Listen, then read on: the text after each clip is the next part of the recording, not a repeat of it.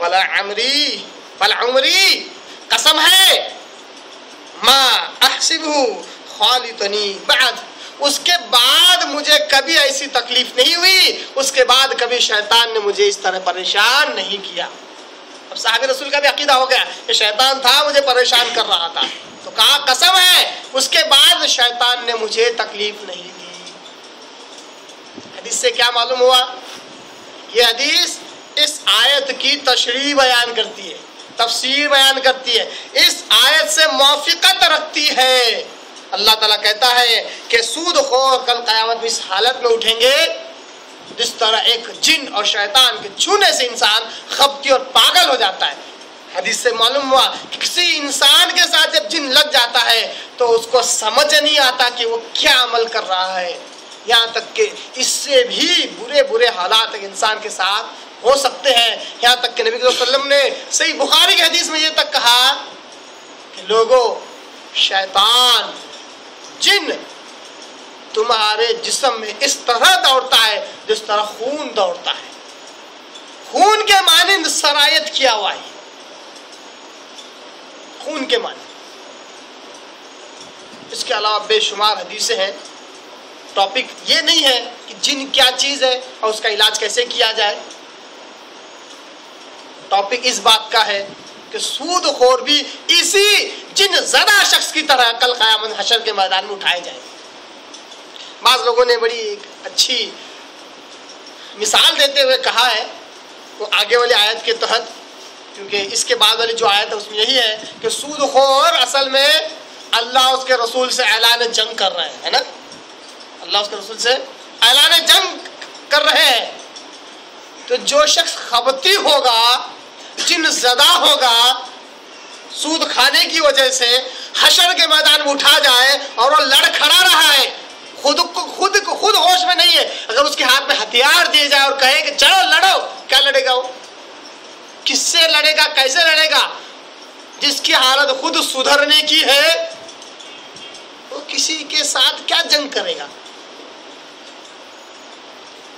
ये थी हदीस इब्ने माजा की। इससे मालूम हुआ कि जिन नाम की मखलूक चीज़ है और ये तकलीफ देती है, उसका इलाज भी हो सकता है, मुमकिन है, मगर शर्त यह है कि इसको कुरान मजीद और अहादीस मुबारक प्यारे आका सल्लल्लाहु अलैहि वसल्लम की सुन्नत के मुताबिक और असलाफ के तरीके के मुताबिक अगर किया जाए तो इंशाअल्लाह इसका इलाज हत्तल मक़दूर मुमकिन है इंशाअल्लाह। अब आइए इसके बाद हम चलते हैं आयत के इस टुकड़े की तरफ जिसमें अल्लाह तबारक तआला कहता है कि क़ालू ज़ालिका बिअन्नहुम क़ालू इन्नमल बैअु मिस्लु रिबा। जिन ज़दा होने की जो कैफियत इनकी इसलिए है क्योंकि इन्होंने तिजारत को बैअ की तरह करार दिया, तिजारत को सूद की तरह करार दिया, तिजारत को सूद की तरह करार दिया।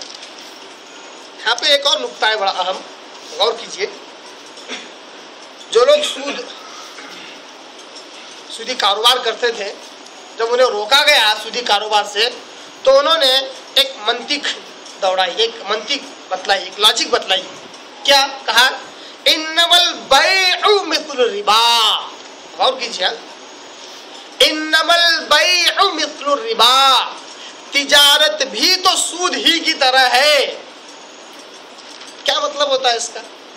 जबकि नॉर्मली अगर देखा जाए तो लॉजिक उल्टी होनी चाहिए, मिसाल तशबीह उल्टी होनी चाहिए कि सूद भी तो तिजारत की तरह है। मगर हैरत अंगेज बात यह, कुरान ने ऐसा जुमला दर्ज किया जो उस वक्त लोग कहते थे। क्या कहते थे? तिजारत भी सूद की तरह है। मतलब ये कि वो तिजारत कम और सूदी कारोबार ही ज्यादा करते थे। 80-90% उनका सूदी कारोबार था, कुछ परसेंटेज तिजारत थी। जब उन्हें कहा जाता कि तिजारत करो, सूदी कारोबार नहीं, तो बजाय ये कहने के कि सूद भी तो तिजारत की तरह है, अगर तिजारत को हलाल समझते, जायज और सही जरिया समझते, तो ये कहते कि सूद भी तो तिजारत की तरह है। उनकी निगाह में तिजारत की अहमियत नहीं थी, सूद की बड़ी अहमियत थी, क्योंकि इसमें दुगना तिगना नफा बिला नुकसान के होता था। तो उन्होंने कहा तिजारत जिसकी तुम कह रहे हो, जिसकी तरफ हमें बुला रहे हो, जिस जायज और सही जरिए की तरफ हमें बुला रहे हो, वो भी तो सूद की तरह है। कैसे? कहा कि देखो तिजारत में नफा होता है कि नहीं होता है? क्यों करते हो तिजारत? नफा हासिल करने के लिए। हम सूद क्यों कर रहे हैं? नुकसान उठाने के लिए थोड़ी, नफा हासिल करने के लिए। तुम भी नफा हासिल करो, हम भी नफा हासिल कर रहे हैं। तो तुम्हारी तिजारत भी तो हमारी सूद की तरह हुई। देखिए 80-90% पूरे सूदी कारोबार में मुलविस, माशरा पूरा सूदी कारोबार मुलविस। जब तिजारत बतलाई जा रही है तो वो थोड़ी चीज नजर आ रही है, कह रहे हैं अरे वो भी तो हमारी जैसा है, हमारे कारोबार की तरह है। ये मंतिक उल्टी क्यों हुई? ये तशबीह उल्टी क्यों हुई? क्योंकि सूद असल था उनकी निगाह में, सूदी कारोबार असल था, न कि तिजारत।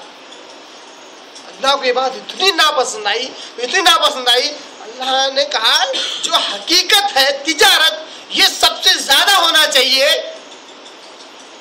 और ये कहना चाहिए था कि अगर हम सूद कर रहे हैं, सूदी कारोबार कर रहे हैं, तो ये भी तो तिजारत की तरह है।